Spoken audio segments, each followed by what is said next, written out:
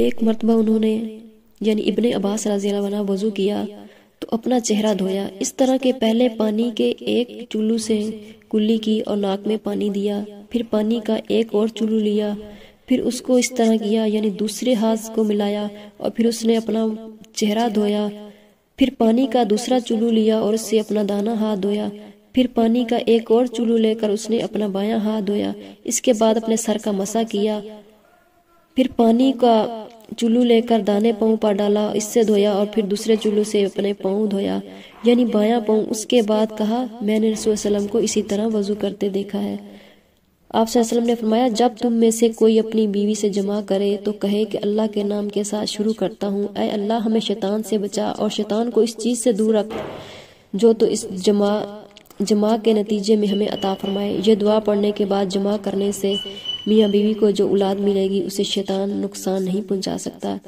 رسول اللہ صلی اللہ علیہ وسلم جب قضاء حاجت کے لیے بیت الخلاء میں داخل ہوتے تو یہ دعا پڑھتے، اے اللہ میں ناپاک جنوں اور ناپاک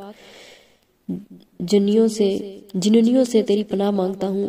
نبی کریم صلی اللہ علیہ وسلم بیت الخلاء میں تشریف لے گئے، میں نے بیت الخلاء کے قریب آپ کے لیے وضو کیا، وضو کا پانی رکھ دیا، باہر نکل کر آپ نے پوچھا کہ یہ کس نے رکھا ہے؟ جب آپ کو بتلایا گیا تو آپ سے فرمایا میرے لیے دعا کی، فرمایا اس کو دین کی سمجھ عطا فرما۔ رسول اللہ صلی اللہ علیہ وسلم نے فرمایا جب تم میں سے کوئی بیت الخلاء میں جائے تو قبلہ کی طرف منہ کر کے نہ کرے، اس سے طرف پشت کرے بلکہ مشرق کی طرف منہ کر لو یا مغرب کی طرف۔ لوگ کہتے تھے کہ جب قضاء حاجت کے لیے بیٹھو تو نہ قبلہ کی طرف منہ کرو نہ بیت المقدس کی طرف۔ یہ سن کر عبداللہ بن عمر رضی اللہ عنہ فرمایا کرتے کہ ایک دن میں اپنے گھر کی چھت پر چڑھا تو میں نے حضور صلی اللہ علیہ وسلم کو دیکھا کہ آپ بیت المقدس کی طرف منہ کر کے 2 اینٹوں پر قضاء حاجت کے لیے بیٹھے ہیں۔ پھر عبداللہ بن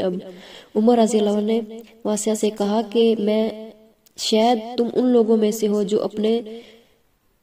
چتڑوں کے بال نماز پڑھتے ہیں۔ تب میں نے کہا خدا کی قسم میں نہیں جانتا کہ آپ کا مطلب کیا ہے۔ امام مالک رحمۃ اللہ علیہ فرماتا ہے کہا کہ عبداللہ بن عمر رضی اللہ عنہ نے اس شخص